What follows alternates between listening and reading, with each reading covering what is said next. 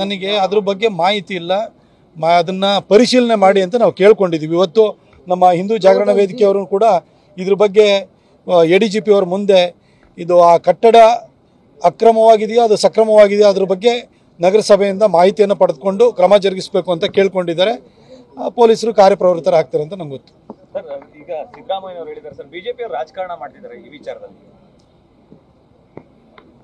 ನಿನ್ನೆ ಎಲ್ಲ ಮೊನ್ನೆ ಈದ್ ಪ್ರೊಸೆಷನ್ನಲ್ಲಿ ಹೆಗಲು ಸುತ್ತ ಚಾದರವನ್ನು ಹಾಕ್ಕೊಂಡು ತಲೆಗೆ ಟೋಪಿ ಇಟ್ಕೊಂಡು ಪ್ರವಾದಿ ಮೊಹಮ್ಮದ್ ಪ್ರವಾದಿ ಅಂತ ಕರ್ಕೊಂಡು ಶಾಂತಿ ಪ್ರಿಯ ಧರ್ಮ ಅಂತ ಹೇಳಿಕೊಂಡು ಭಾಳ ಉದ್ದುದ್ದ ಭಾಷಣವನ್ನು ಮಾಡಿದ್ರು ಸಿದ್ದರಾಮಯ್ಯನವರೇ.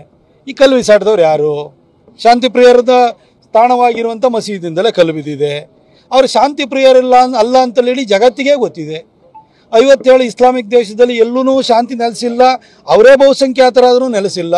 ಅವರು ಅಲ್ಪಸಂಖ್ಯಾತರಾಗಿರೋ ಜಾಗದಲ್ಲಿ ಬೇರೆಯವ್ರಿಗೂ ಶಾಂತಿಯಿಂದ ಇರೋಕ್ಕೆ ಬಿಡಲ್ಲ ಅನ್ನೋದು ಜಗತ್ತಿನ ಇತಿಹಾಸನೇ ಹೇಳ್ತಾ ಇದೆ. ಆದರೂ ನೀವು ಶಾಂತಿ ಪ್ರಿಯರು ಅಂತ ಹೇಳ್ತಾ ಇದ್ದೀರಿ. ಸರ್, ಕಲ್ಲು ಬಿಸಾಡಿದವ್ರು ಯಾರು ಸರ್? ಕಲ್ಲು ಬಿಸಾಡಲ್ಲ, ಪ್ರೊವೊಕೇಶನ್ ಅನ್ನೋದೇ ಬರಲಿಲ್ಲ ಅಂದರೆ ಇವತ್ತು ಮದ್ದೂರಿನಲ್ಲಿ ಘಟನೆ ಸಂಭವಿಸ್ತಿತ್ತ.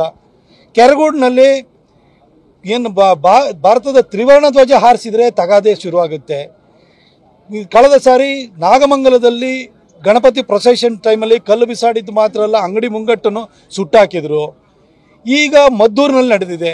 ಮಂಡ್ಯ ಶಾಂತಿಯುತವಾಗಿ ಇದ್ದಿದ್ದಂಥ ಮಂಡ್ಯ ಇವತ್ತು ಅಶಾಂತಿಯ ತಾಣವಾಗ್ತಾ ಇದೆ. ಈ ಮೂರೂ ಘಟನೆಗಳು ನಿಮ್ಮ ಸರ್ಕಾರದಲ್ಲೇ ನಡೆದಿರುವಂಥದ್ದು. ಮೈಸೂರಿನಲ್ಲಿ ಏನು ನಡೀತಾ ಇದೆ ಅಂತ ನಿಮಗೆ ಗೊತ್ತಿದೆ. ಇತ್ತೀಚೆಗೆ ತಾನೇ ಉದಯಗಿರಿನಲ್ಲಿ ಪೊಲೀಸನ್ನು ಅಟ್ಟಿಸ್ಕೊಂಬಂದಿದ್ದು ನಾವು ನೋಡಿದ್ದೀವಿ. ಪೊಲೀಸ್ ಜೀಪಿಗೆ ಕಲ್ಲು ಹೊಡೆದಿದ್ದು ನೋಡಿದ್ದೀವಿ. ಅಲ್ಲಿನ DCP ಅವ್ರನ್ನ ಅಟ್ಟಿಸ್ಕೊಂಡು ಹೋಗಿದ್ದನ್ನು ನಾವು ನೋಡಿದ್ದೀವಿ. ಮುತ್ತುರಾಜ್ ಅವ್ರ ಕಾರಿಗೆ ಕಲ್ಲು ಬಿದ್ದಿದ್ದು ನೋಡಿದ್ದೀವಿ.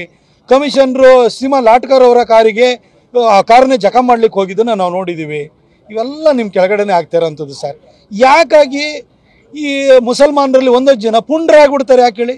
ಆ ಪುಂಡ್ರದ ವಿರುದ್ಧ ಕೇಸ್ಗಳನ್ನೆಲ್ಲ ವಾಪಸ್ ತೆಗೆದುಕೊಳ್ತೀವಿ, ಅವರಿಗೆ ನಾವು ಆತ್ಮರಕ್ಷಣೆಯನ್ನು ಕೊಡ್ತೀವಿ ಅಂತೇಳಿ ಹೇಳ್ಬಿಟ್ಟು ನಿಮ್ಮ ಸರ್ಕಾರ ಅಂತ ಧೈರ್ಯವನ್ನು ತುಂಬಿದೆ. UIPA ಕೇಸ್ಗಳನ್ನ ವಾಪಸ್ ತೆಗೆದುಕೊಂಡಿದ್ದೀರಿ. DJ ಹಳ್ಳಿ ಮತ್ತು KG ಹಳ್ಳಿ ಪ್ರಕರಣಗಳನ್ನು ವಾಪಸ್ ತೆಗೆದುಕೊಂಡಿದ್ದೀರಿ. ಈಗ ಎಲ್ಲ ಅವ್ರ ವಿರುದ್ಧ ಇದ್ದಂತೆ ಎಲ್ಲ ಪ್ರಕರಣಗಳನ್ನು ವಾಪಸ್ ತೆಗೆದುಕೊಂಡು ಅವ್ರನ್ನ ಶಾಂತಿ ಪ್ರಿಯರು ಅಂತ ನೀವೇ ಅವರಿಗೆ ಸರ್ಟಿಫಿಕೇಟ್ ಕೊಡ್ತಾ ಇದ್ದೀರಿ. ಹಾಗಾಗಿ ನಮ್ಮವನೇ ಇದ್ದಾನೆ, ಮುಖ್ಯಮಂತ್ರಿ ಆಗಿದ್ದಾನೆ, ನಮ್ಮನ್ನು ಪ್ರೊಟೆಕ್ಟ್ ಮಾಡ್ತಾನೆ ಅನ್ನೋ ಧೈರ್ಯ ಅವ್ರಿಗೆ ಬಂದಿದೆ. ಹಾಗಾಗಿ ಕಲ್ಲು ಬಿಸಾಡ್ತಾ ಇದ್ದಾರೆ.